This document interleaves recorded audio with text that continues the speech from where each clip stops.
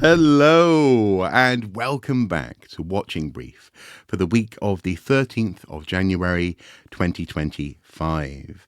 My co-host Andy Brockman is not available today because he is neck deep in duties on the board of a local listed property in Greenwich, fighting the good fight against strange council plans. I am, however, joined by the wonderful Morty. So if you hear strange noises during this broadcast, that's the reason. Morty simply had to be on my lap. Today, I want to bring to your attention three stories that have certainly interested me, beginning with a report on the cost of the cancelled Stonehenge tunnel, so-called the A303 tunnel under the World Heritage landscape around Stonehenge. The cost continues to rise, it seems. It's risen to almost £180 million. A request by BBC South using the Freedom of Information Act actually revealed that the bill would continue to increase as the project continued to be wound down. This includes cancellation fees on contracts, the covered preparatory work, including public consultations, ground investigations, site surveys, some archaeological mitigation work, and of course, dealing with legal challenges. They're not surprised by this. It's the National Highways has said that these activities take time and that they are liable to pay for all reasonable costs associated with a project, even when it's cancelled and is winding down. Still, it's Stonehenge in the headlines, and this will leave a bitter taste in the mouth of a fair few people, I think. It hasn't been the most edifying public archaeological conversation that I've witnessed in the past few years. Next, we have news of the Getty Villa Museum. This is a museum in Los Angeles, which has been under threat due to the Palisades fires.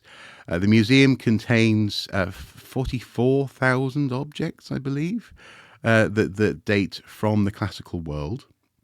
They are, it's an impressive collection that one source, AOL, values at $10 billion. That's quite a valuation. The actual collection, 44,000 objects, including Roman, Greek, and Etruscan relics, according to Yahoo News, dates from between 6,500 BC to AD 400. J. Paul Getty Trust President and Chief Executive Catherine E. Fleming described for The Times the scene on the ground and how she and her staff had worked from a conference centre turned to war room at the Getty Centre in Brentwood, about 10 miles away. All the while, 16 staff members remained at the villa to implement emergency protocols.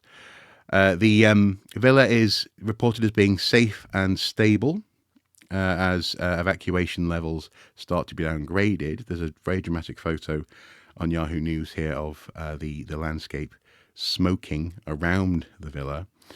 And the most recent report, as of the 14th, so today, is that the Getty Villa is closed indefinitely due to the Palisades fire. Of course, as ever, in these situations, in war zones, in natural disasters, people's lives and livelihoods and safety comes first. But of course, we are an archaeological and heritage and cultural news podcast. So this is why it came to my attention, why I'm bringing it to yours. So a mighty effort was made to save this collection. It has been saved, and now, of course, the staff, the family, and the people in the vicinity can concentrate on making sure that their lives and loved ones are safe as well. Good news, though. I mean, it's a little bit of good news in a very tragic story. It sounds as though this could be a dozens of billions of dollars worth of damage to the area, and was it 150,000 homes lost so far? So with that in mind, the link of the week this week below will be to a relevant charity. I think there's actually a link that will take you to a list of charities. I'll be sharing this via the YouTuber Markiplier, someone who has been indirectly affected by the fire, but actually linked to a very good selection of relevant on-the-ground charities. So I'll put that link below, and if you can, do offer what support you can. Finally, unfortunately, from my homeland in Wales, we have a story of off-road bikers using ancient monuments as racetracks. Ancient monuments across the UK face complete destruction, says the BBC, from off-road bikers illegally using them as ramps and racetracks, archaeologists have warned. Examples include a Bronze Age ring cairn near Swansea, a potential burial site which bikers have been riding around. Heneb, the Trust for Welsh Archaeology, said that what may seem like lumps and bumps in the landscape could actually be of huge significance. Cadw, the Welsh Government's Historic Environment Service, said it was working with local communities and police to tackle what it described as a devastating and very prevalent problem. It's a sad state of affairs, said Councillor Gordon Walker.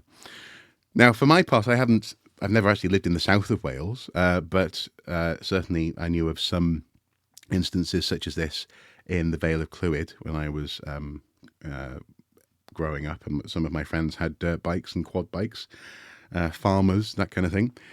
But also as well, more recently, there's a place called Eston Hills, a little further south from where I now live in the northeast of England, which had tremendous issues, probably still does have tremendous issues of people, young people, getting dirt cheap cars from scrap merchants, taking them on joyrides in historic landscapes, and then when they get bogged down, burning them, and then all the gorse and all the plants in the area go up in flames. I'll link below to my work with the Eston Hills project so you can see some more information for yourself. But in that instance, the project managers were working with the local police force to stake out a boundary effectively around the relevant landscape and make it an instant offence to take a vehicle onto that landscape, so that the vehicle could be confiscated and the police didn't have to go through 2 or 3 steps of a report being filed, of the crime being taken up to a certain level, and so on and so forth. So there are ways locally that people can deal with these sorts of situations. The problem is, though,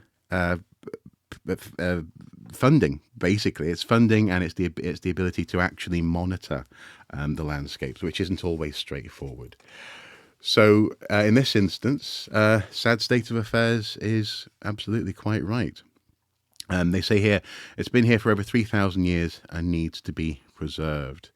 Bikers tend to come up here on the weekend. I can understand that the buzz that they have riding out here in the open, added community councillor Gareth Richards, but it's devastating to see the damage. This is our history. And he's quite right. And unfortunately, this is an issue. And it tends to be an issue as well of provision for the hobby. There are lots of people, lots of young people. I know a few kids on streets near to me, by the sounds of it, who get small petrol-driven bikes, maybe a couple hundred cc's engines that are loud, and therefore can't really be ridden on the streets in a way that's socially acceptable. They are looking for a challenge.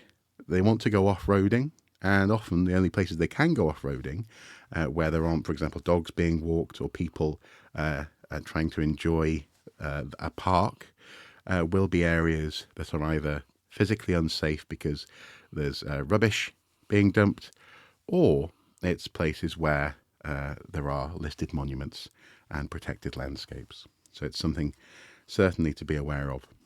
So that has been a watching brief. Thank you so much for watching. Until next time, do take care, and do consider supporting us on Patreon, or indeed supporting Andy on his Ko-fi account, both of which will be linked below. Yeah, from me and from Morty, mwah, bye-bye.